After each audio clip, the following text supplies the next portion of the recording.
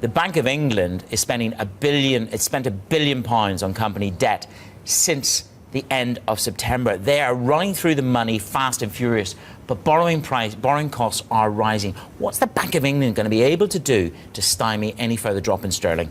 Not much. I mean, the first thing you do at this point is to welcome the fall that you've had and said, look, we've got a terms of trade shock coming because we're damaging our relations with our biggest trading partner, and we don't know how much yet, but the uncertainty is huge. The shock is going to be real. We're slowing the economy down. We've told you that. We've cut rates, and the pound is doing its job as a shock absorber. So it's not too bad. I think what he has to avoid is there is a point where we say every morning, pounds down, it's good for UK equities, FTSE's up today, and so on and so forth. You get to a much more toxic relationship where the pound's not correlating with interest rates. It's not lower interest rate expectations weakening the pound. It's a weaker pound driving up interest rate expectations.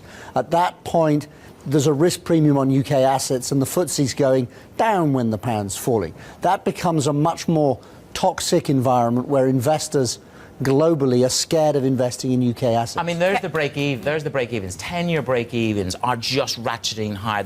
This destructive relationship already now exists, I would say. I think, okay, it exists. At this point, the pound falls, it causes inflation to go up. The Bank of England will tell people, we look through that, a temporary rise in inflation won't bother us.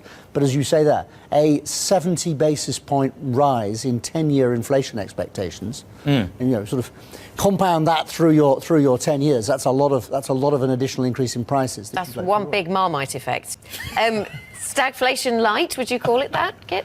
I think stagflation light, possibly. I mean, it's not much inflation even at that level, but the economy is going to be weak. I still think what you're supposed to do as a policymaker is say if it's stagflation light, that's not the end of the world. We are still supposed to look through the currency-related rise in inflation and keep policy accommodative and offset the effect of the uncertainty on the economy. But if the currency spins out of control, it gets much, much harder to... So you could see the Bank of England intervening to stop the pound dropping, do you think? No, I'm not sure I can ever remember the Bank of England intervening. It's got a laissez-faire view to the currency for a very long time. But I think Mark Carney's life becomes much more uncomfortable if sterling gets back below 120, and you'll get people like me looking at all these correlations between markets.